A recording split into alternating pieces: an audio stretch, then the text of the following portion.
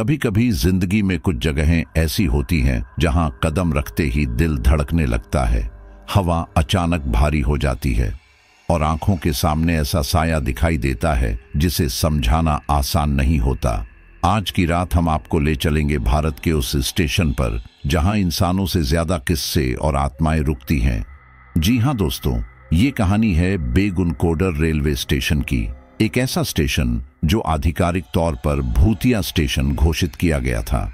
ये कोई मनगढ़ंत किस्सा नहीं, बल्कि एक सच्ची घटना पर आधारित कहानी है। दोस्तों, आप देख रहे हैं अधूरी रात, जहां हम आपको सुनाते हैं डर, रहस्य और अधूरी कहानियों की दास्तान। अगर आप भी इस खौफनाक सफर में हमारे साथ बने रहना चाहते हैं तो अभी वीडियो को लाइक कीजिए, चैनल को सब्सक्राइब कीजिए और घंटी का बटन दबाना मत भूलिए, ताकि हर आने वाली डरावनी रात सबसे पहले आपके पास पहुंचे। और हाँ, इस वीडियो को अपने दोस्तों और ग्रुप्स में शेयर जरूर कीजिए ताकि वे भी जान पाएं कि भारत का सबसे डरावना स्टेशन कौन सा है। अब आते हैं उन खास नामों पर जिन्होंने हमारी पिछली कहानियों पर कमेंट किया था और जिनका नाम आज हम इस वीडियो में ले रहे हैं। तो धन्यवाद राहुल वर्मा दिल्ली से, सुमन यादव पटना से, विक्रम जोशी मुंबई से, प्रिया शर्मा जयपुर से और अमित दत्ता कोलकाता से। आपने हमें जो प्यार दिया है वही हमें और कहानियां लाने की ताकत देता है। और अगर आप चाहते हैं कि अगली बार आपका नाम भी लिया जाए तो अभी इस वीडियो पर कमेंट जरूर कीजिए। कौन जाने अगली कहानी में आपका नाम भी इस डरावनी रात का हिस्सा बन जाए। तो चलिए दोस्तों, तैयार हो जाइए इस खौफनाक सफर के लिए जहां रात कभी पूरी नहीं होती और रहस्य हमेशा अधूरा रह जाता है। अधूरी रात के साथ 1962 का वह साल था जब पश्चिम बंगाल के पुरुलिया जिले के छोटे से गांव बेगुनकोडर के लोगों की सबसे बड़ी ख्वाहिश आखिरकार पूरी हुई थी, क्योंकि बरसों की जद्दोजहद, अनगिनत चिट्ठियों और अनगिनत यात्राओं के बाद उनके गांव में एक नया रेलवे स्टेशन बनकर तैयार हुआ था। और जब पहली बार गांव वालों ने प्लेटफॉर्म पर पांव रखा तो उनके दिलों में खुशी का समंदर उमड़ पड़ा, क्योंकि अब उन्हें दूर दराज के कस्बों तक पहुंचने के लिए 50 किलोमीटर पैदल नहीं चलना पड़ेगा, बल्कि ट्रेन सीधे उनके गांव से ही गुजरकर उन्हें शहर की रौनक और दुनिया की चकाचौंध से जोड़ेगी। लेकिन उस छोटे से रेलवे स्टेशन के चारों ओर एक अनजाना डर भी था जिसे लोग जुबान पर लाने से कतराते थे, क्योंकि स्टेशन के बिल्कुल पीछे एक प्राचीन वटवृक्ष खड़ा था जिसकी जड़ों में गांव के बुजुर्गों के अनुसार सदियों पुराना श्मशान दफन था। और इसी वजह से कुछ लोग मानते थे कि यह जगह कभी इंसानी बस्ती के लिए नहीं बनी थी। यहाँ बसने वालों को अनचाहे मेहमानों का सामना करना पड़ सकता है। परंतु उस वक्त खुशियां इतनी बड़ी थीं कि डर की आवाजें भी खोखली लगती थीं। गांव में दावतें हुईं, ढोल नगाड़े बजे, बच्चों ने नई पटरियों के पास खेलना शुरू किया और औरतें सीटी बजाती पहली ट्रेन को देखने के लिए प्लेटफॉर्म पर उमड़ पड़ी। लेकिन किसी को पता नहीं था कि जिस जमीन पर उन्होंने नई शुरुआत का सपना देखा है वहां पहले से ही अधूरी मौत और अधूरी आत्मा का बोझ दबा पड़ा है, जो किसी भी पल अपना अस्तित्व दिखा सकती थी। शुरुआती कुछ हफ्तों तक सब कुछ बिल्कुल सामान्य रहा। ट्रेनें आती, लोग चढ़ते उतरते, टिकट खिड़की पर हलचल रहती और गांव का नया स्टेशन आसपास के कस्बों में भी चर्चा का विषय बन गया। लेकिन तभी धीरे धीरे अजीब बातें शुरू हुईं। रात के सन्नाटे में पटरियों से सीटी की हल्की गूंज सुनाई देती, जबकि उस वक्त कोई ट्रेन नहीं गुजरती थी। कभी कभी वेटिंग रूम की खिड़कियों पर किसी लड़की के साए जैसा धुंधला आकार नजर आता और अगले ही पल गायब हो जाता। शुरुआत में लोगों ने इसे अपनी आंखों का धोखा समझा, लेकिन घटनाएं जब बार बार होने लगीं तो धीरे धीरे फुसफुसाहटें गांव की चौपाल तक पहुंच गईं। किसी ने कहा, यह वही वटवृक्ष है जहां सालों पहले एक जवान लड़की की लाश मिली थी, जिसका नाम अनामिका था और जिसकी शादी से पहले ही रहस्यमय मौत हो गई थी। किसी ने कहा कि उसने खुद ट्रेन के नीचे आकर जान दे दी थी क्योंकि उसका प्यार अधूरा रह गया था। तो कोई फुसफुसाकर कहता कि यह आत्महत्या नहीं बल्कि हत्या थी और उसकी आत्मा इस जमीन पर न्याय की तलाश में भटक रही है, और चूंकि स्टेशन उसी जमीन पर बना है इसलिए उसका श्राप भी यहीं बंध गया है। गांव के बूढ़े लोग याद करते थे कि स्टेशन बनने से बहुत पहले इसी जगह एक रात किसी ने चीत्कार सुनी थी और अगली सुबह पटरियों पर खून से सनी चूड़ियां और अधजला दुपट्टा मिला था। परंतु अंग्रेजों के जमाने में इस बात को दबा दिया गया और अब जब स्टेशन बना तो वही दबा हुआ रहस्य दोबारा जिंदा हो उठा, जैसे उस लड़की की आत्मा नई दीवारों और नई पटरियों के बीच फिर से सांस लेने लगी हो। स्टेशन मास्टर के लिए बने छोटे से क्वार्टर में भी अजीब घटनाएं होने लगी। कभी दरवाजा अपने आप खुल जाता, कभी आधी रात को बत्ती अपने आप बुझ जाती और कभी खिड़की से कोई धीमी सिसकियां सुनाई देती, मानो कोई अंदर ही बैठकर रो रहा हो। लेकिन जब दरवाजा खोला जाता तो कमरा बिल्कुल खाली होता। गांव के लोग इन बातों को सुनकर डरने लगे और कई बार तो शाम ढलते ही स्टेशन की तरफ जाना बंद कर देते। लेकिन सरकार और रेलवे के लिए यह सब बस अफवाहें थीं। उनके लिए तो यह एक नया बना स्टेशन था जिसने सैकड़ों गांव वालों की जिंदगी आसान कर दी थी। पर आम आदमी के दिल में धीरे धीरे एक डर का बीज बोया जा चुका था। उस समय तक किसी ने उस लड़की को अपनी आंखों से नहीं देखा था, बस उसके किस्से ही हवा में तैरते थे। लेकिन कहते हैं कि श्रापित जमीन की आत्माएं हमेशा इंतजार करती हैं किसी ऐसे क्षण का जब वे खुद को दिखा सकें, और यह क्षण ज्यादा दूर नहीं था। एक ठंडी रात में जब धुंध पटरियों पर रेंग रही थी और सन्नाटे को सिर्फ झींगुरों की आवाज तोड़ रही थी, तभी गांव के कुछ लड़कों ने दावा किया कि उन्होंने स्टेशन के पीछे वाले पेड़ के नीचे सफेद साड़ी पहने एक लड़की को खड़े देखा। उसका चेहरा धुंध में छिपा हुआ था, लेकिन उसके पांव जमीन को छू नहीं रहे थे। वह हवा में तैर रही थी और पटरियों की ओर हाथ बढ़ा रही थी। यह दृश्य देखकर लड़के भाग खड़े हुए और अगले दिन पूरा गांव इस खबर से कांप उठा। फिर से अफवाहें तेज हो गईं। किसी ने कहा यह वही आत्मा है जिसकी मौत इसी ट्रैक पर हुई थी, तो किसी ने कहा कि यह स्टेशन की नींव में दबे श्मशान की आत्माओं का खेल है। लेकिन सच क्या था कोई नहीं जानता। बस इतना जरूर था कि बेगुनकोडर रेलवे स्टेशन की खुशियां धीरे धीरे डर के साए में बदलने लगी थीं। इस डर को बढ़ाने वाला एक और हादसा तब हुआ जब एक यात्री रात की ट्रेन से उतरा और अगली सुबह उसका शव पटरियों के पास मिला। लाश का चेहरा भय से विकृत था, आंखें फटी हुई और होंठों पर जैसे आखिरी चीख जम गई हो। लेकिन शरीर पर न कोई चोट का निशान था, न कोई खून। डॉक्टर ने भी कारण नहीं बताया, बस यह कहा कि मौत दिल का दौरा पड़ने से हुई होगी। लेकिन गांव वालों को यकीन था कि उसने वही देखा था जिसे देखने के बाद कोई जिंदा नहीं बचता, और इस घटना ने स्टेशन की बदनामी को पक्का कर दिया। अब लोग कहते थे कि इस जगह पर जो भी देर तक रुकेगा उसकी सांसें भी वहीं थम जाएंगी। लोगों की यह बातें धीरे धीरे बाहर तक फैलने लगीं और आसपास के कस्बों में भी बेगुनकोडर का नाम सुनते ही लोग सहम जाते। फिर भी सरकारी रिकॉर्ड में सब कुछ सामान्य लिखा जाता रहा, लेकिन गांव की रातें और भी भयावह होने लगीं।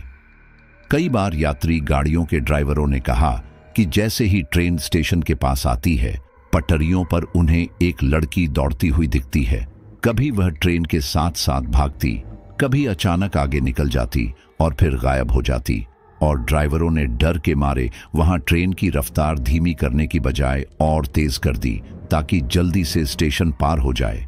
यह सब सुनकर गांव वालों का शक यकीन में बदलता चला गया कि स्टेशन किसी श्राप का शिकार है। कहानी यहीं तक सीमित नहीं थी, क्योंकि उसी दौरान गांव के बुजुर्गों ने यह रहस्य खोला कि स्टेशन बनने से पहले जब पटरियां बिछाई जा रही थीं, तब मजदूरों ने वट वृक्ष की जड़ों में एक अधजली हड्डी, कंगन और सिंदूर की डिब्बी पाई थी, और यह बात गांव वालों से छुपा ली गई थी ताकि स्टेशन का काम रुक न जाए। लेकिन यही वह पल था जब उस आत्मा ने अपनी जड़ें और गहरी कर ली थीं। अब वह सिर्फ एक खोई हुई आत्मा नहीं रही थी, बल्कि उस जमीन से बंधा हुआ श्राप बन चुकी थी। और जब 1962 में स्टेशन ने पहली बार सीटी बजाई, तो यह सिर्फ इंसानों के लिए एक नई शुरुआत नहीं थी, बल्कि उस आत्मा के लिए भी जिसने उस सीटी की आवाज को अपनी अधूरी यात्रा की पुकार समझा। और उसी दिन से बेगुनकोडर रेलवे स्टेशन पर डर, रहस्य और मौत की परछाइयां हमेशा के लिए ठहर गईं। 1968 की शुरुआत थी जब बेगुनकोडर रेलवे स्टेशन पर एक नए स्टेशन मास्टर की नियुक्ति हुई। उसका नाम था मोहन चौधरी, उम्र करीब 35 साल, चेहरे पर सख्ती और आंखों में काम के प्रति ईमानदारी झलकती थी। मोहन को लोग अनुशासित और तर्क संगत कहते थे। वह भूत प्रेत, आत्मा या टोना टोटका जैसी चीजों पर भरोसा नहीं करता था। उसके लिए स्टेशन बस एक जगह थी जहां टिकट बिकते हैं, ट्रेनें रुकती हैं और लोग आते जाते हैं। जब उसे बेगुनकोडर स्टेशन पर पोस्टिंग मिली तो उसने इसे एक चुनौती माना। गांव वालों की बातें सुनकर वह मुस्करा देता और कहता, ये सब अंधविश्वास है, मैं इन चीजों पर यकीन नहीं करता। लेकिन शायद उसे अंदाजा नहीं था कि जिस जगह को वह सिर्फ ड्यूटी समझ रहा है वही उसकी जिंदगी का सबसे डरावना सच बनने वाली थी। मोहन को रेलवे ने स्टेशन के ठीक पीछे बने छोटे से क्वार्टर में रहने की व्यवस्था दी। क्वार्टर साधारण था, एक कमरा, रसोई और बरामदा। पहली रात जब उसने वहां डेरा जमाया तो उसे कोई अजीब बात महसूस नहीं हुई, लेकिन गांव वाले उससे कह रहे थे कि रात में कभी अकेले बाहर मत निकलना और खासकर प्लेटफॉर्म की तरफ मत जाना। मोहन ने यह सब हंसी में उड़ा दिया। उसने सोचा कि लोग उसे डराना चाहते हैं ताकि वह भी पिछले स्टेशन मास्टर्स की तरह भाग जाए, मगर सच्चाई इससे कहीं ज्यादा खौफनाक थी। एक शाम जब आखिरी ट्रेन स्टेशन से गुजर गई और चारों तरफ सन्नाटा फैल गया, मोहन ने क्वार्टर की खिड़की से बाहर झांका। ठंडी हवा बह रही थी और पेड़ की पत्तियां अजीब तरह से सरसराहट कर रही थीं। अचानक उसकी नजर प्लेटफॉर्म की तरफ गई और वह सन्न रह गया। उसने देखा कि पटरियों पर एक सफेद साड़ी पहने लड़की किसी ट्रेन के साथ साथ दौड़ रही थी, लेकिन वहां कोई ट्रेन नहीं थी। मोहन ने आंखें मलकर देखा, पर दृश्य वैसा ही था। लड़की दौड़ रही थी, मानो किसी अदृश्य इंजन के साथ कदम मिला रही हो। उसके बाल बिखरे हुए थे, चेहरे पर अंधेरे की परछाई और उसके पैर जमीन को छू भी नहीं रहे थे। मोहन के पूरे शरीर में झुरझुरी दौड़ गई। उसने घबराकर खिड़की बंद कर ली और खुद को समझाया, शायद आंखों का धोखा होगा, ज्यादा काम के कारण थकान होगी। लेकिन दिल की धड़कनें यह मानने को तैयार नहीं थीं।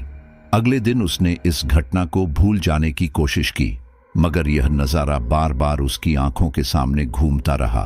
तीसरी रात जब उसने फिर प्लेटफॉर्म की तरफ देखा तो वही लड़की फिर दिखाई दी, इस बार और भी डरावनी। वह ट्रेन से तेज दौड़ रही थी और अचानक हवा में गायब हो गई। मोहन का गला सूख गया। उसने तुरंत दरवाजा बंद किया और बिस्तर पर लेट गया, लेकिन पूरी रात उसकी नींद गायब थी। सुबह होते ही उसने गांव के 2 बुजुर्गों को यह बात बताई, लेकिन वे मुस्कुरा दिए और बोले, बाबू, हमने पहले ही कहा था ये जमीन श्रापित है। स्टेशन की नींव में उस लड़की की आत्मा बंधी है जो अभी भी ट्रेन पकड़ने की कोशिश करती है। अब मोहन के लिए यह बातें मजाक नहीं रह गई थीं। हर दिन जैसे ही सूरज ढलता उसका दिल डर से भर उठता। उसे लगने लगा था कि यह स्टेशन सिर्फ यात्रियों का पड़ाव नहीं बल्कि आत्माओं का ठिकाना है। उसकी आंखों के नीचे काले घेरे पड़ने लगे थे। नींद गायब हो गई थी। रात रात भर उसे खिड़की के बाहर किसी के चलने की आहट सुनाई देती, कभी कदमों की आवाज, कभी सिसकियां और कभी किसी स्त्री की हंसी जो धीरे धीरे गूंजते हुए अचानक खामोश हो जाती। धीरे धीरे मोहन की तबीयत बिगड़ने लगी। उसे बुखार रहने लगा, शरीर टूटने लगा और वह अक्सर खोया खोया सा रहने लगा। रेलवे के अन्य कर्मचारी नोटिस करने लगे कि स्टेशन मास्टर अब पहले जैसा सख्त और अनुशासित नहीं रहा। उसकी आंखों में एक अनजाना डर घर कर चुका था। एक दिन टिकट खिड़की पर खड़ा होकर वह पसीने से तरबतर हो गया और अचानक जमीन पर गिर पड़ा। लोग उसे उठाकर क्वार्टर में ले गए। जब होश आया तो उसने सिर्फ इतना कहा, वो फिर आई थी, वही लड़की, उसने मुझे देखा और मैं। इतना कहकर वह कांपने लगा। गांव में अब चर्चा फैल चुकी थी कि मोहन भी उसी श्राप का शिकार हो गया है जिसने पहले के कर्मचारियों को भगा दिया था। लोग कहते, ये बीमारी नहीं है, ये उस आत्मा का साया है। स्टेशन की नींव में बलि दी गई आत्मा अब जाग उठी है। कुछ लोग दावा करते थे कि उन्होंने खुद रात को स्टेशन के पास सफेद साड़ी वाली औरत को देखा है जो पटरियों पर दौड़ती है और कभी पेड़ की शाखाओं पर झूलती हुई दिखाई देती है। डर इतना बढ़ गया कि शाम होते ही गांव के लोग स्टेशन की तरफ आना बंद कर देते। मोहन की हालत दिन ब दिन बिगड़ती जा रही थी। उसके चेहरे पर अजीब सी पीलापन और आंखों में गहरा भय था। डॉक्टर ने कहा, यह टाइफॉइड या मलेरिया हो सकता है, लेकिन दवाइयां असर नहीं कर रही थीं। रात में अक्सर उसकी चीखें पूरे क्वार्टर में गूंज उठती। रेलवे के बाकी कर्मचारी कहते कि उन्होंने कई बार देखा है कि मोहन नींद में उठकर दरवाजा खोल देता है और प्लेटफॉर्म की तरफ चल पड़ता है, जैसे कोई अदृश्य ताकत उसे खींच रही हो। जब साथी उसे रोकते तो वह पागलों की तरह चिल्लाने लगता, उसे जाने दो, उसे ट्रेन पकड़नी है, और अगले ही पल बेहोश होकर गिर पड़ता। आखिरकार कुछ ही हफ्तों में मोहन की तबीयत इतनी बिगड़ी कि वह बिस्तर से उठ भी नहीं पा रहा था। सांसें भारी हो गई थीं। एक रात जब बाहर से ठंडी हवा बह रही थी और पटरियों पर अजीब सी गूंज सुनाई दे रही थी, तभी क्वार्टर में अचानक खिड़की अपने आप खुल गई। गवाहों का कहना है कि उन्होंने खिड़की से सफेद साड़ी में वही लड़की अंदर आते देखी थी। उसका चेहरा धुंधला था, लेकिन उसकी आंखें कोयले की तरह लाल जल रही थीं। अगली सुबह मोहन मृत पाया गया। उसके चेहरे पर डर की ऐसी छाप थी कि देखने वालों की रूह कांप गई। उसकी आंखें फटी रह गईं, जैसे उसने आखिरी सांस से पहले कुछ भयानक देख लिया हो। रेलवे ने इस मौत को सामान्य बीमारी बताया, लेकिन गांव वालों का मानना था कि यह आत्मा का श्राप था। उन्होंने कहा, मोहन की मौत बीमारी से नहीं हुई, उस अदृश्य हाथ ने उसका दम घोंटा जिसने इस जमीन को श्रापित किया है। अब बेगुन कोडर का नाम और भी कुख्यात हो गया। स्टेशन वीरान होने लगा, कर्मचारी पोस्टिंग बदलवाने लगे, और जो बच गए वे भी सूरज ढलते ही स्टेशन से दूर हो जाते। उस दिन से गांव वालों ने मान लिया कि बेगुन कोडर रेलवे स्टेशन पर जो आत्मा भटकती है वह किसी की नहीं, सिर्फ मौत की साथी है। मोहन की मौत इस बात की गवाही बन गई कि इस स्टेशन पर देर तक रुकना अपनी जिंदगी को मौत के हवाले कर देना है। मोहन की मौत के बाद रेलवे ने तुरंत नए स्टेशन मास्टर को बेगुन कोडर भेज दिया। नाम था रामसुंदर प्रसाद। वह बिहार से आया था और भूत प्रेत जैसी चीजों पर विश्वास नहीं करता था। उसे लगा कि मोहन की मौत बस बीमारी से हुई होगी, लेकिन जब उसने गांव वालों के डरे हुए चेहरे और उनकी झिझक देखी तो हैरान रह गया। लोग कहते, बाबू यहां मत रहिए, ये जगह ठीक नहीं है। पर रामसुंदर ने उनकी बातों को नजरअंदाज कर दिया। वह हर शाम दफ्तर की खिड़की पर बैठकर ट्रेन की आवाजें सुनता और खुद को समझाता कि सब सामान्य है। लेकिन कुछ ही दिनों में वही डरावना सिलसिला उसके सामने भी खुलने लगा। एक रात जब वह प्लेटफॉर्म पर टहल रहा था, तभी उसे दूर से ट्रेन की सीटी सुनाई दी। उसने अपनी घड़ी देखी। उस समय कोई ट्रेन आने का समय नहीं था। कुछ ही पलों बाद उसने देखा कि पटरियों पर एक लड़की सफेद साड़ी में दौड़ रही है। उसके पीछे पीछे जैसे कोई अदृश्य ट्रेन दौड़ रही हो। रामसुंदर ने आंखें फाड़कर देखा और अचानक वह लड़की उसकी आंखों के सामने गायब हो गई। वह कांप उठा, लेकिन फिर भी खुद को संभाला। अगले दिन उसने यह बात ड्राइवर से कही। ड्राइवर ने लंबी सांस ली और बोला, हम सबने देखा है साहब, वो लड़की ट्रेन के साथ दौड़ती है और अचानक गायब हो जाती है। हम डर के मारे यहां गाड़ी की रफ्तार और बढ़ा देते हैं। यह सुनकर रामसुंदर की हिम्मत टूट गई। हफ्ता भर भी नहीं बीता कि उसने ट्रांसफर की अर्जी दे दी और स्टेशन छोड़कर चला गया। इसके बाद एक के बाद एक स्टेशन मास्टर आते रहे, लेकिन कोई ज्यादा दिन टिक नहीं पाया। कोई 3 दिन में भाग गया, कोई हफ्ते भर में। सबका बयान एक जैसा था। रात में पटरियों पर दौड़ती औरत, पेड़ से आती अजीब हंसी और स्टेशन के पीछे से उठती सिसकियां। रेलवे ने कई बार जांच करवाई, लेकिन कोई ठोस सबूत नहीं मिला। फिर भी हकीकत यही थी कि जो भी कर्मचारी वहां तैनात होता, उसकी हालत कुछ ही दिनों में खराब हो जाती और वह पोस्टिंग बदलवाकर भाग निकलता। धीरे धीरे इस डर ने यात्रियों को भी अपनी गिरफ्त में ले लिया। पहले लोग दिन में बेझिझक आते जाते थे, लेकिन जैसे ही शाम ढलती प्लेटफॉर्म खाली हो जाता।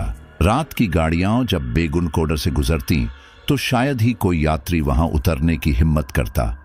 लोग कहते, अगर रात को यहां उतरे तो सुबह जिंदा नहीं मिलोगे। यहां तक कि धीरे धीरे ट्रेनों में भी अफवाह फैल गई। जैसे ही बेगुन कोडर स्टेशन पास आता, यात्री खिड़कियां बंद कर लेते, दरवाजों से हट जाते और कोई बाहर देखने की हिम्मत नहीं करता। ऐसा लगता था जैसे स्टेशन सिर्फ ट्रेन के लिए था, इंसानों के लिए नहीं। गांव वालों की दहशत और बढ़ गई जब कई लोगों ने दावा किया कि उन्होंने रात के अंधेरे में उस पुराने वट वृक्ष के नीचे एक लड़की को नाचते हुए देखा है। सफेद साड़ी में, खुले बाल, उसके कदम हवा में तैरते हुए और उसकी हंसी पूरे स्टेशन पर गूंज उठती। कई लोग बताते कि उसने उन्हें हाथ हिलाकर बुलाया, लेकिन जैसे ही कोई पास गया वह गायब हो गई। कुछ और लोगों ने कहा कि उन्होंने उसके पायल की आवाज सुनी जो पटरियों पर खनकती रही, लेकिन वहां कोई न था। अब यह जगह सिर्फ भूत की कहानियों का नहीं बल्कि डर की जीती जागती मिसाल बन गई थी। यात्रियों ने यहां रुकना बंद कर दिया। गांव वाले दिन में भी कम ही आते। धीरे धीरे स्टेशन वीरान हो गया। टिकट खिड़की पर धूल जमने लगी, वेटिंग रूम में मकड़ी के जाले लटक गए और प्लेटफॉर्म पर बस सन्नाटा गूंजता। पेड़ की शाखाओं पर बैठे कौवे और उल्लू इस वीराने को और भी भयावह बना देते। जो कभी गांव की शान माना जाता था अब लोगों की नजरों में डर का प्रतीक बन गया था। ट्रेन ड्राइवरों की कहानियां भी कम खौफनाक नहीं थीं। कई ड्राइवर बताते कि जैसे ही स्टेशन की सीमा में प्रवेश करते, इंजन के सामने एक लड़की दिखाई देती। वे ब्रेक लगाने की कोशिश करते, लेकिन लड़की अचानक गायब हो जाती। कुछ ड्राइवर कहते कि उन्होंने उसके हाथ फैलाए देखे, जैसे वह गाड़ी रोकना चाहती हो। डर के मारे ड्राइवर गाड़ी की रफ्तार और तेज कर देते ताकि जल्दी से स्टेशन निकल जाए, लेकिन जब वे पीछे मुड़कर देखते तो उन्हें खाली पटरियां ही दिखती। इस सब के बीच गांव में एक नई मान्यता फैल गई। यह स्टेशन इंसानों के लिए नहीं, आत्माओं के लिए बना है। लोग कहते कि दिन में ट्रेनें तो रुकती हैं, लेकिन रात को यहाँ कोई और ही ताकत रुकती है जो इंसानों को दिखाई नहीं देती। बुजुर्ग कहते कि आधी रात को अगर कोई बहादुर वहां ठहरे तो वह देखेगा कि प्लेटफॉर्म पर अदृश्य मुसाफिरों की भीड़ उतरती है। धुंधले साए टिकट खिड़की की तरफ बढ़ते हैं और फिर अचानक गायब हो जाते हैं। धीरे धीरे रेलवे को भी यह समझ आ गया कि यहाँ काम करना आसान नहीं। कर्मचारी पोस्टिंग लेने से मना कर देते और जो मजबूरी में आते वे कुछ ही दिनों में पागलपन या बीमारी की हालत में लौट जाते। बेगुनकोडर का नाम अब आधिकारिक तौर पर भूतिया स्टेशन कहलाने लगा। सरकारी रिकॉर्ड में कारण भले ही तकनीकी लिखे गए हों, लेकिन असलियत सब जानते थे। गांव में बच्चों को डराने के लिए भी इस स्टेशन का जिक्र होने लगा। अगर शरारत करोगे तो तुम्हें रात को बेगुनकोडर भेज देंगे। औरतें अपने बच्चों को कहती, शाम ढलते ही घर लौट आना, वरना वो सफेद साड़ी वाली पकड़ लेगी। इस डर ने गांव की जिंदगी बदल दी थी। लोग अब रेलवे की सुविधा से खुश नहीं थे, बल्कि उससे छुटकारा चाहते थे। आखिरकार कुछ ही वर्षों में हालात इतने बिगड़ गए कि लोग बेगुनकोडर स्टेशन को पूरी तरह छोड़ने लगे। अब ट्रेनें आती तो सही, लेकिन कोई चढ़ता उतरता नहीं। स्टेशन वीरान पड़ा रहता। रेलवे कर्मचारी भी शाम ढलते ही वहां से भाग जाते और रात होते ही वहां बस वहीं रहती एक अनजाना साया जो हर ट्रेन के साथ दौड़ता, हर पेड़ की डाल पर नाचता और हर आहट में अपना अस्तित्व महसूस कराता। बेगुनकोडर अब इंसानों का स्टेशन नहीं रह गया था, ये आत्माओं का ठिकाना बन चुका था। लोग कहते थे यहां से इंसान भाग गए, लेकिन आत्माएं आज भी रुकती हैं। और यही सच था जो इस जगह को भारत के सबसे रहस्यमयी और खौफनाक रेलवे स्टेशनों में से एक बना गया। मोहन की मौत और उसके बाद एक एक कर कई स्टेशन मास्टर्स के भाग जाने के बाद रेलवे के बड़े अफसर भी समझ गए थे कि बेगुनकोडर अब सामान्य स्टेशन नहीं रहा। जितने भी लोग वहां तैनात हुए सबने एक जैसी बातें कही। सफेद साड़ी वाली लड़की, पटरियों पर दौड़ती छाया और रात में आने वाली अजीब आवाजें। पहले रेलवे इन कहानियों को अफवाह मानकर अनदेखा करता रहा, लेकिन जब कोई भी कर्मचारी वहां टिकने को तैयार नहीं हुआ तो उन्हें मजबूरी में सच्चाई स्वीकार करनी पड़ी। आखिरकार 1968 में एक सरकारी आदेश जारी हुआ और बेगुनकोडर रेलवे स्टेशन को भूतिया स्टेशन का दर्जा दे दिया गया। यह फैसला जितना अजीब था उतना ही डरावना भी, क्योंकि यह पहली बार था जब सरकारी फाइलों में किसी आत्मा का जिक्र दर्ज किया गया। अब हालात ये हो गए कि ट्रेनें तो बेगुनकोडर से गुजरती थीं, लेकिन कोई वहां उतरता नहीं था और न ही कोई चढ़ता। शाम ढलते ही प्लेटफॉर्म पर ऐसा सन्नाटा फैल जाता मानो यह जगह इंसानों के लिए बनी ही न हो। रेलवे के रिकॉर्ड में लिखा गया, स्टेशन पर कर्मचारियों की कमी और असामान्य घटनाओं के कारण यहां ट्रेनें रुकेंगी नहीं। पर गांव वालों का कहना था कि असली वजह वह लड़की है जिसकी मौत इसी ट्रैक पर हुई थी और जिसकी आत्मा आज भी चैन से नहीं सो पाई। गांव के लोगों की मजबूरी बढ़ गई थी। जिनके लिए स्टेशन बनाया गया था वही अब उससे दूर भागने लगे। उन्हें मजबूर होकर 25 से 30 किलोमीटर दूर जाकर ट्रेन पकड़नी पड़ती। कोई मजबूरी न होती तो लोग बेगुनकोडर के प्लेटफॉर्म पर पांव भी नहीं रखते। बच्चों को सख्त हिदायत दी जाती कि शाम के बाद स्टेशन के पास तक मत जाना वरना वह साया पकड़ लेगा। औरतें कहती कि रात में पेड़ के नीचे से किसी स्त्री की करुण सिसकियां सुनाई देती हैं। कई लोगों ने दावा किया कि उन्होंने रात में पटरियों से आती सीटी सुनी है, जबकि उस वक्त कोई ट्रेन नहीं होती। समय बीतने के साथ यह डर और गहराता गया। अब बेगुनकोडर गांव का नाम सुनते ही लोग सिहर उठते। आसपास के कस्बों में भी अफवाह फैल गई कि यह स्टेशन श्रापित है। रात को अक्सर लोग कहते कि उन्होंने पटरियों पर धुंधली रोशनी देखी, जैसे कोई ट्रेन गुजर रही हो। सीटी की आवाज गूंजती लेकिन ट्रेन नजर नहीं आती। कई बार यात्रियों ने खिड़की से झांक कर देखा कि प्लेटफॉर्म पर भीड़ सी खड़ी है, सफेद कपड़ों में धुंधली परछाइयां। पर जैसे ही ट्रेन आगे बढ़ती वह सब गायब हो जाता। इस बीच मामला राजनीति तक पहुंच गया। लोकल एमएलए ने विधानसभा में बयान दिया, हाँ, बेगुनकोडर स्टेशन पर एक लड़की का साया है। मैंने भी सुना है और गांव वालों ने भी देखा है। जब नेताओं तक ने इस बात को स्वीकार कर लिया तो रेलवे के पास कुछ कहने को नहीं बचा। डर अब सिर्फ आम लोगों तक सीमित नहीं रहा था, बल्कि सरकारी अफसर और नेता भी इसकी गवाही देने लगे थे। यही कारण था कि स्टेशन को दोबारा खोलने की कोई कोशिश नहीं हुई।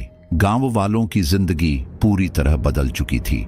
पहले वे बड़े गर्व से कहते थे कि अब हमारे गांव में भी स्टेशन है, लेकिन अब वही स्टेशन उनकी सबसे बड़ी मुसीबत बन गया था। दूर के स्टेशन तक सफर करना पड़ता, लेकिन लोग इसे मंजूर कर लेते थे क्योंकि उनकी नजर में यह जिंदगी और मौत का सवाल था। वे कहते, जो बेगुनकोडर पर रुका वह लौटकर नहीं आया।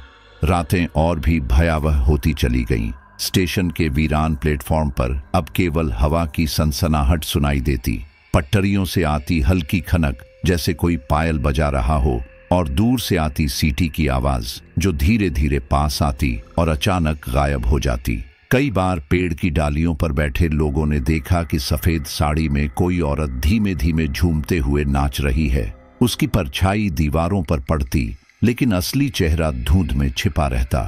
रेलवे अफसरों ने जब गांव वालों से बात की तो सबने एक ही कहानी सुनाई। यह आत्मा अनामिका की है, जिसकी मौत यहां ट्रेन के नीचे हुई थी। उसकी आत्मा अधूरी है और स्टेशन की नींव में बंध गई है। जब तक उसे शांति नहीं मिलेगी, यह स्टेशन श्रापित रहेगा।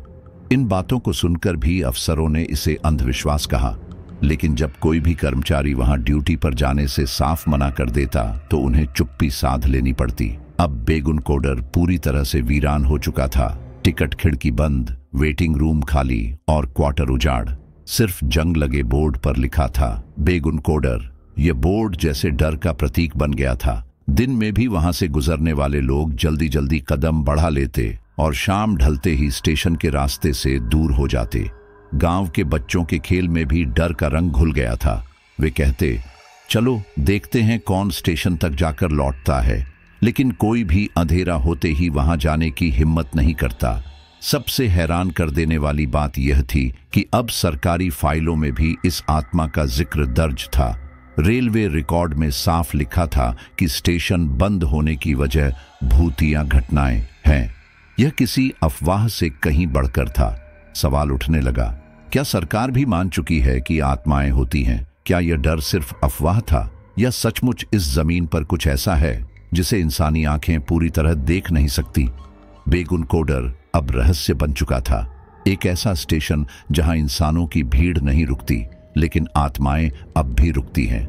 गांव के लोग कहते, दिन में स्टेशन खाली दिखता है, लेकिन रात को यहां मुसाफिर उतरते हैं। अदृश्य मुसाफिर, जिनकी आंखें लाल, जिनकी परछाइयां लंबी और जिनकी मंजिल कभी पूरी नहीं होती। यही डर बेगुनकोडर को देश का सबसे खौफनाक रेलवे स्टेशन बना गया। मोहन की मौत और फिर स्टेशन मास्टर्स की लगातार बदली के बाद बेगुनकोडर रेलवे स्टेशन की कहानी धीरे धीरे पूरे बंगाल में फैल गई थी। लोग कहते थे कि वहां एक लड़की का भूत है जो ट्रेन के साथ दौड़ता है और रात होते ही पूरा स्टेशन उसका हो जाता है। 1970 और 80 के दशक में यह चर्चा इतनी बढ़ गई कि कोलकाता और हावड़ा के कई पत्रकार इस रहस्य को उजागर करने के लिए बेगुनकोडर पहुंचने लगे। उनका मकसद था कि वे साबित कर सकें कि यह सब सिर्फ अफवाह है और हकीकत में कुछ नहीं। पहली बार एक स्थानीय अखबार के 2 रिपोर्टर कैमरे लेकर स्टेशन पहुंचे। उन्होंने दिन में चारों ओर तस्वीरें खींची, गांव वालों से बातचीत की और रात तक ठहरने का फैसला किया। शुरुआत में सब कुछ सामान्य रहा। उन्होंने स्टेशन के वीराने की तस्वीरें खींची और वेटिंग रूम में बैठे चाय पीते रहे। लेकिन जैसे ही घड़ी ने रात के 12 बजाए, उनकी टॉर्च अचानक झिलमिलाने लगी। कैमरे की बैटरी खत्म हो गई, जबकि दिन में उसे पूरी तरह चार्ज किया गया था। तभी उन्हें प्लेटफॉर्म के उस पार से किसी लड़की की धीमी हंसी सुनाई दी। वे घबराकर एक दूसरे को देखने लगे। जैसे ही उन्होंने कैमरा उठाया, सामने कुछ नहीं था, पर हंसी अब भी गूंज रही थी। दोनों ने थोड़ी देर बाद अपना सामान उठाया और रिपोर्ट अधूरी छोड़ भाग खड़े हुए। यह घटना अखबार तक पहुंची, लेकिन रिपोर्ट अधूरी छपी। उसमें लिखा गया कि बेगुनकोडर स्टेशन पर अजीब घटनाएं होती हैं, लेकिन जांच पूरी नहीं हो पाई। यह खबर लोगों की जिज्ञासा और बढ़ा गई। अब और पत्रकार आने लगे। हर कोई दावा करता कि वह रहस्य को उजागर करेगा, लेकिन सबका हश्र वही हुआ। कोई कहता उसकी टॉर्च बार बार बुझ गई, किसी का कैमरा काम करना बंद कर गया, किसी ने प्लेटफॉर्म पर धुंधली परछाई देखी। हर कोई आधी रात से पहले ही भाग खड़ा हुआ। समय बीतता गया और बेगुनकोडर की रहस्यमयी छवि और भी गहरी होती गई। लोग अब कहने लगे कि यहाँ सिर्फ इंसान नहीं, बल्कि परछाइयां रहती हैं जो किसी को अपनी हद से आगे नहीं बढ़ने देती। पत्रकारों की नाकामी ने इस बात को और मजबूत कर दिया। स्टेशन की बदनामी इतनी बढ़ गई कि अब यह चर्चा कोलकाता की गलियों से होते हुए मीडिया चैनलों तक पहुंचने लगी। फिर आया साल 2000। उस समय कोलकाता में बनी एक पैरानॉर्मल सोसाइटी ने इस स्टेशन की सच्चाई जानने का निर्णय लिया। यह सोसाइटी भूत प्रेत और आत्माओं के अस्तित्व की वैज्ञानिक जांच करती थी। उनके पास कैमरे, रिकॉर्डर, K2 मीटर और कई तरह के उपकरण थे जो ऊर्जा में बदलाव को पकड़ सकते थे। इस टीम में 11 लोग थे, कुछ शोधकर्ता, कुछ कैमरामैन और कुछ एक्सपर्ट्स। वे पूरी तैयारी के साथ गांव पहुंचे। गांव वालों ने उन्हें चेतावनी दी, यहां मत रुकना, रात को स्टेशन पर रहना, मौत को बुलावा देना है। लेकिन टीम ने इन बातों को अंधविश्वास कहकर नजरअंदाज कर दिया। वे दिन में स्टेशन पहुंचे और अपने सारे उपकरण प्लेटफॉर्म, वेटिंग रूम और पुराने वटवृक्ष के पास लगा दिए। कैमरों को अलग अलग कोणों पर लगाया गया। K2 मीटर को ट्रैक पर रखा गया। रिकॉर्डर चालू कर दिए गए ताकि कोई भी आवाज कैद हो सके। सब कुछ वैज्ञानिक ढंग से व्यवस्थित किया गया। शाम ढलते ही माहौल बदलने लगा। हवा भारी हो गई, आसमान पर काले बादल छा गए और पेड़ की शाखाएं अजीब तरीके से हिलने लगीं। टीम के लोग हंसते हुए बोले, शायद मौसम का असर है। लेकिन रात गहराते ही अजीब घटनाएं शुरू हो गईं। सबसे पहले स्टेशन की बत्ती अचानक गुल हो गई, जबकि दिन में बिजली की कोई दिक्कत नहीं थी। बैटरी बैकअप भी काम नहीं कर रहा था, केवल कैमरों की इंफ्रारेड लाइट जल रही थी। करीब आधी रात को रिकॉर्डर में अचानक एक धीमी फुसफुसाहट कैद हुई। उसमें एक स्त्री की आवाज थी जो बार बार कुछ कह रही थी। जब बाद में सुना गया तो उसमें सिर्फ 3 शब्द साफ थे, मुझे ट्रेन चाहिए। टीम के लोग हैरान रह गए। उन्होंने प्लेटफॉर्म की ओर टॉर्च डाली, लेकिन वहां कुछ नहीं था। तभी K2 मीटर अचानक तेजी से बीप करने लगा, जो यह संकेत था कि वहां किसी तरह की ऊर्जा मौजूद है। कैमरों में कुछ भी स्पष्ट कैद नहीं हुआ, लेकिन कई बार धुंधली छायाएं लेंस के सामने से गुजरती दिखीं। कुछ ऐसा जो जैसे जानबूझकर कैमरे से बाहर रहना चाहता हो। टीम के 2 सदस्य जो ट्रैक के पास बैठे थे अचानक घबराकर उठे और चिल्लाने लगे, वो हमारे पास आई थी, हमने उसे देखा। बाकी लोग भागकर उनके पास पहुंचे, लेकिन वहां कुछ नहीं था। उन दोनों की हालत अजीब हो गई। उनकी आंखें फटी हुई थीं, चेहरा पसीने से भीगा हुआ और सांसें तेज। सुबह होते होते हालात और खराब हो गए। दोनों सदस्य पागलों की तरह बड़बड़ाने लगे, वे बार बार वही शब्द दोहरा रहे थे। वो दौड़ रही है, वो ट्रेन पकड़ रही है, उसे ट्रेन चाहिए। टीम ने तुरंत उन्हें वापस कोलकाता ले जाया। महीनों तक उनका इलाज चला, लेकिन वे पूरी तरह ठीक नहीं हो पाए। आज भी वे बेगुनकोडर का नाम सुनते ही कांप उठते हैं। जब रिपोर्ट तैयार हुई तो उसमें लिखा गया कि कैमरे और उपकरणों में कोई ठोस सबूत नहीं मिला, लेकिन कुछ घटनाएं ऐसी हुईं जिन्हें नकारा नहीं जा सकता। विशेषकर टीम के 2 सदस्यों की मानसिक हालत इस बात का प्रमाण है कि वहां कुछ असामान्य जरूर है। यह रिपोर्ट जब मीडिया तक पहुंची तो हड़कंप मच गया। लोग पूछने लगे, अगर कैमरे में कुछ नहीं आया तो उन 2 लोगों को क्या हुआ? क्या डर सिर्फ दिमाग की उपज था या वाकई कोई अदृश्य ताकत थी जिसने उन्हें छुआ? इस सवाल का जवाब किसी के पास नहीं था। उस रात के बाद से बेगुनकोडर की रहस्य कथा और भी गहरी हो गई। अब यह केवल अफवाह नहीं, बल्कि शोधकर्ताओं के लिए भी एक पहेली थी। एक ऐसा स्टेशन जहां कैमरे भी सच्चाई कैद नहीं कर पाए, लेकिन इंसानी दिमाग पागलपन की हद तक डर गया। लोग कहते थे वो कैमरे से बच जाती है, लेकिन इंसान की आंखों से नहीं। इसलिए जो उसे देख लेता है उसका दिमाग कभी सही नहीं रह पाता। समय बीतता गया और बेगुनकोडर रेलवे स्टेशन की कहानियां और गहरी होती चली गईं। अब यह केवल एक वीरान स्टेशन की कहानी नहीं थी, बल्कि एक ऐसे रहस्य की परतें थीं जो धीरे धीरे खुल रही थीं। गांव के बुजुर्ग और खासकर बूढ़ी औरतें धीरे धीरे यह मानने लगी थीं कि जिस लड़की की आत्मा स्टेशन पर भटक रही है उसकी मौत कोई साधारण हादसा नहीं थी। वे कहती, बिटिया ने खुद जान नहीं दी थी, उसे मारा गया था। यह बात सुनकर लोग सिहर उठते। अगर यह हत्या थी तो असली हत्यारा कौन था और क्यों उसकी आत्मा अब भी चैन से सो नहीं पा रही?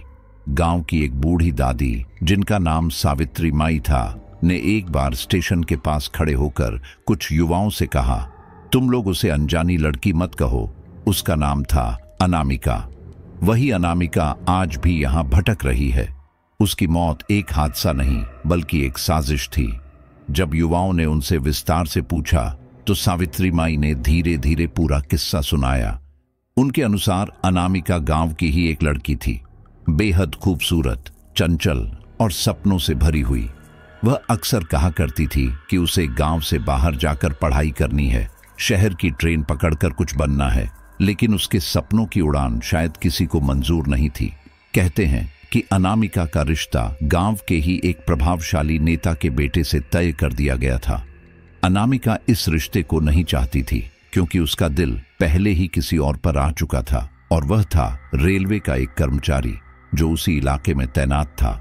यह रिश्ता गांव वालों की नजर में नामंजूर था, लेकिन अनामिका और वह कर्मचारी चोरी छिपे मिला करते। कहते हैं कि स्टेशन की नींव रखे जाने के समय ही इन दोनों के बीच नजदीकियां बढ़ीं।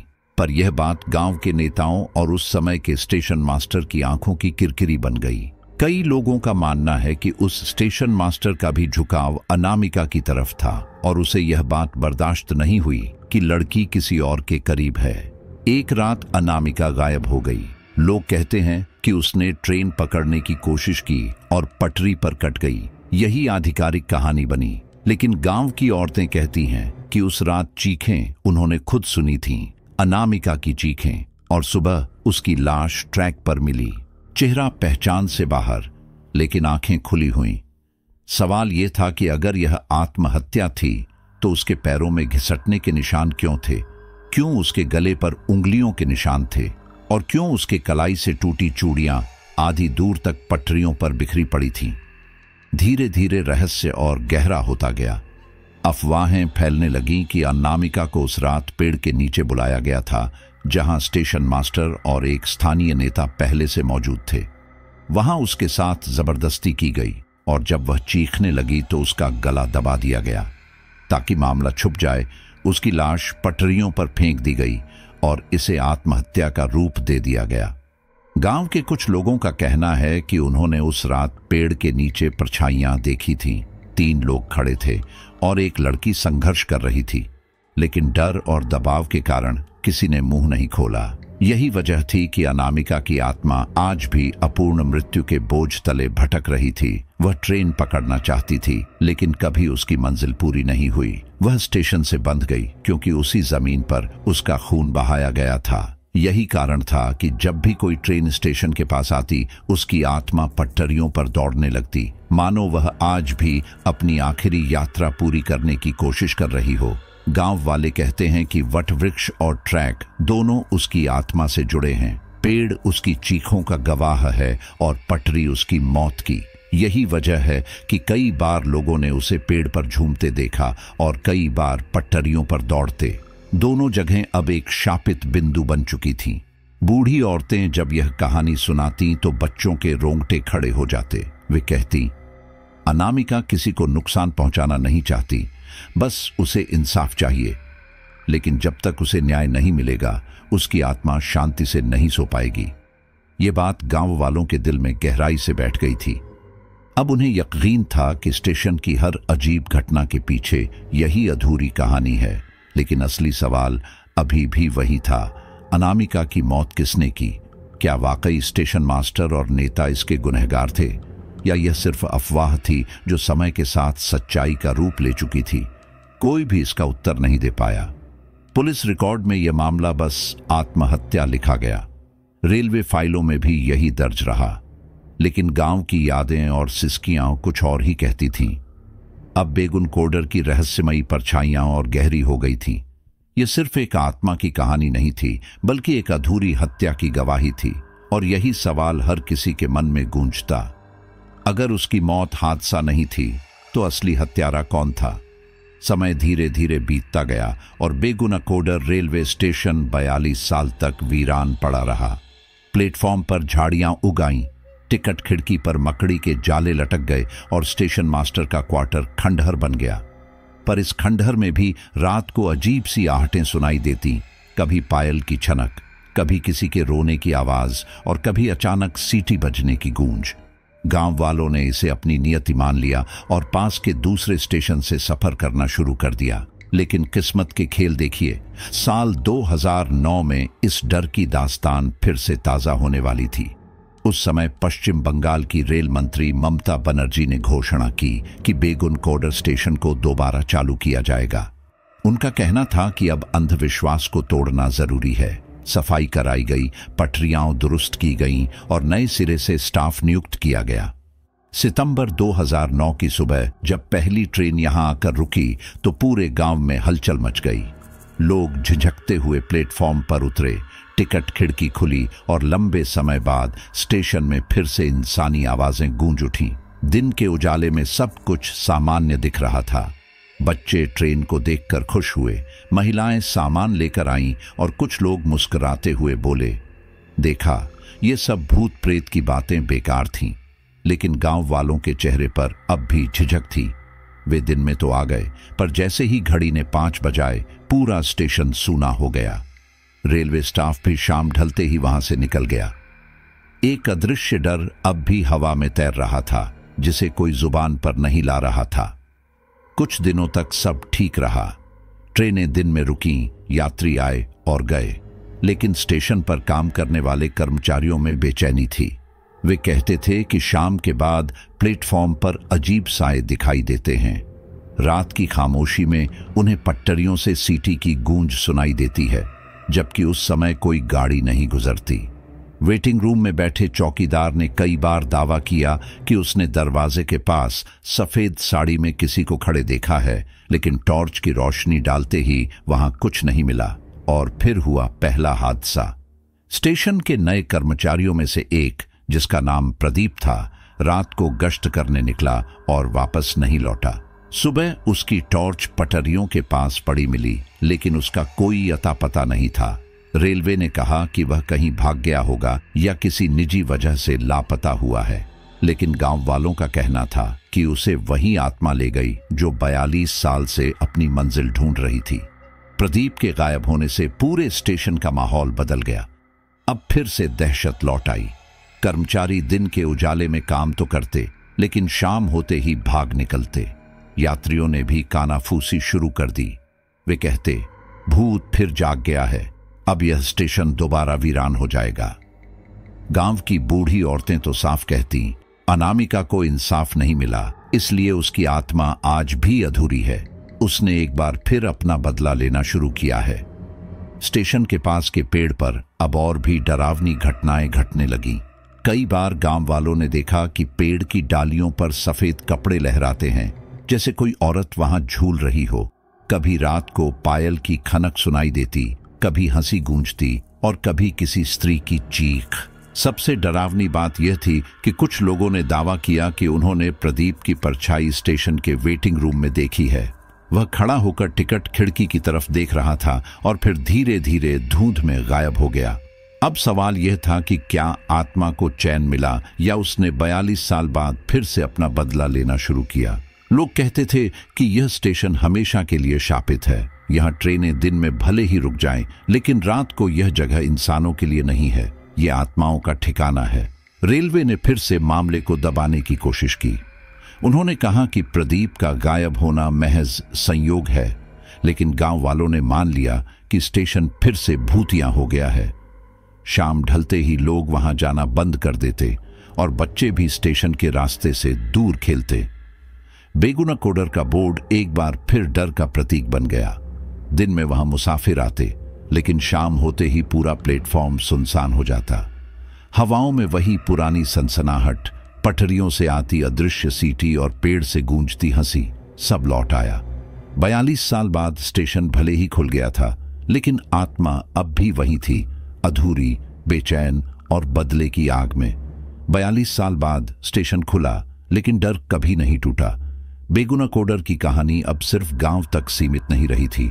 दूर दूर से लोग आने लगे, कुछ साहसी, कुछ उत्सुक और कुछ तो महज रोमांच के शौकीन। वे दिन में स्टेशन पर खड़े होकर तस्वीरें खिंचवाते और हंसते, लेकिन रात होते ही वही लोग कांपते हुए अपने कमरों में बंद हो जाते। स्टेशन का सच आज भी वही था। अंधेरा होते ही यह जगह इंसानों की नहीं, किसी और की हो जाती थी। कई यात्रियों ने अपनी गवाही दी। उनका कहना था कि जब भी ट्रेन रात के समय बेगुनाकोडर से गुजरती, खिड़की से झांकने पर उन्हें किसी लड़की की आंखें दिखती। वह सफेद साड़ी में होती, बाल बिखरे हुए और चेहरा धुंधला। जैसे ही वे पलक झपकाते, वह गायब हो जाती। कईयों ने दावा किया कि उन्हें लगा जैसे कोई उनकी खिड़की पकड़कर ट्रेन में चढ़ने की कोशिश कर रहा हो, लेकिन जैसे ही उन्होंने बाहर देखा, वहां खाली हवा थी। एक बार एक यात्री ने हिम्मत करके मोबाइल से वीडियो रिकॉर्डिंग करने की कोशिश की, लेकिन जैसे ही ट्रेन स्टेशन से गुजरी, उसका मोबाइल अचानक बंद हो गया। बाद में जब उसने मोबाइल खोला तो उसमें एक वीडियो फाइल थी जो खुद ब खुद रिकॉर्ड हुई थी। उसमें बस इतना दिखा कि खिड़की के बाहर कोई चेहरा चंद सेकंड के लिए उभरा, आंखें लाल, लेकिन चेहरा साफ नहीं। वह वीडियो देखकर यात्री कई दिनों तक बीमार रहा। इसी बीच एक जांचकर्ता भी स्टेशन पहुंचा। उसने तय किया कि वह सारी घटनाओं की तह तक जाएगा। उसने दिन में गांव वालों से बातचीत की, सबूत जुटाए और रात को स्टेशन पर रुकने का फैसला किया। रात के 12 बजे जब स्टेशन पूरी तरह वीरान था, वह प्लेटफॉर्म पर अकेला बैठा। उसकी टॉर्च झिलमिला रही थी और रिकॉर्डर चालू था। अचानक उसने पटरियों से किसी के दौड़ने की आवाज सुनी। वह भागकर बाहर गया और देखा सफेद साड़ी में वही लड़की दौड़ रही थी, पर इस बार उसे साफ महसूस हुआ कि वह लड़की इंसान नहीं थी। उसके पैर जमीन को छू ही नहीं रहे थे। वह हवा में तैर रही थी और उसके साथ साथ पूरा स्टेशन अजीब तरीके से गूंज रहा था। जांचकर्ता के दिल में ठंडक उतर आई। उसने सोचा कि शायद यह आत्मा ही है जो स्टेशन से बंधी हुई है, लेकिन अगले ही पल उसके मन में एक और ख्याल आया। यह सिर्फ आत्मा नहीं, पूरा स्टेशन ही शापित है। यह जमीन, यह पेड़, ये पटरियां सब किसी अनजाने बोझ से दबे हैं। उसे समझ आ गया कि जब तक अनामिका को इंसाफ नहीं मिलेगा, यह श्राप कभी खत्म नहीं होगा। सुबह होते ही जांचकर्ता ने अपनी रिपोर्ट लिखी, लेकिन उसमें वह सब कुछ दर्ज नहीं कर पाया जो उसने देखा था। उसने लिखा, स्टेशन पर कुछ है जो इंसानी आंखों से पूरी तरह देखा नहीं जा सकता। यह जगह सामान्य नहीं है। यहाँ सिर्फ एक आत्मा नहीं, बल्कि पूरा माहौल शापित है। उसकी रिपोर्ट ने रहस्य को सुलझाने की बजाय और गहरा कर दिया। आज भी बेगुनकोडर स्टेशन का वही हाल है। दिन में ट्रेनें रुकती हैं, लोग चढ़ते उतरते हैं, लेकिन शाम ढलते ही पूरा स्टाफ स्टेशन छोड़ देता है। कोई भी वहां रात को ठहरने की हिम्मत नहीं करता। गांव वालों का कहना है कि रात को अब भी वही लड़की दौड़ती है, अनामिका। वह आज भी अपनी मंजिल तक पहुंचने की कोशिश कर रही है। अंतिम ट्विस्ट यही है कि उसके चेहरे को किसी ने कभी साफ नहीं देखा। धुंधली झलक, लाल आंखें और सफेद साड़ी, बस यही याद रह जाता है। जो भी उसे देख लेता है वह या तो पागल हो जाता है या मौत के मुंह में चला जाता है। शायद यही कारण है कि उसकी आत्मा अब तक अधूरी है और आज भी वही सवाल लोगों के दिलों में गूंजता है। क्या अनामिका की आत्मा कभी अपनी मंजिल तक पहुंच पाएगी? क्या वह कभी चैन से सो पाएगी? या फिर बेगुनकोडर रेलवे स्टेशन हमेशा उसकी अधूरी यात्रा का प्रतीक बनकर शापित रहेगा? हर रात जब कोई ट्रेन इस स्टेशन से गुजरती है और यात्रियों की आंखें खिड़कियों से झांकती हैं, तो कहीं न कहीं यह सवाल जरूर उठता है, क्या अभी भी कोई साया हमारे साथ साथ दौड़ रहा है? और कहते हैं कि अगर आपकी नजर पटरियों पर पड़ गई और आपको वह साया दिख गया तो जिंदगी कभी वैसी नहीं रहती। तो दोस्तों, ये थी हमारी आज की खौफनाक दास्तान बेगुनकोडर रेलवे स्टेशन की, जहां साया अब भी पटरियों पर दौड़ता है और हर रात ये सवाल छोड़ जाता है कि क्या आत्मा कभी अपनी मंजिल तक पहुंचेगी या यह स्टेशन हमेशा के लिए श्रापित रहेगा। अगर आपको ये कहानी रोंगटे खड़े करने वाली लगी हो तो अभी इसी वक्त लाइक कीजिए, अपने दोस्तों और ग्रुप्स में शेयर कीजिए और हमें बताइए कमेंट करके कि आपको इस कहानी का कौन सा हिस्सा सबसे डरावना लगा। हो सकता है अगली कहानी में हम आपका नाम भी यहां जरूर लें। और हाँ, चैनल को सब्सक्राइब करना मत भूलिए, क्योंकि अधूरी रात पर हर रात अधूरी होती है, लेकिन डर पूरा।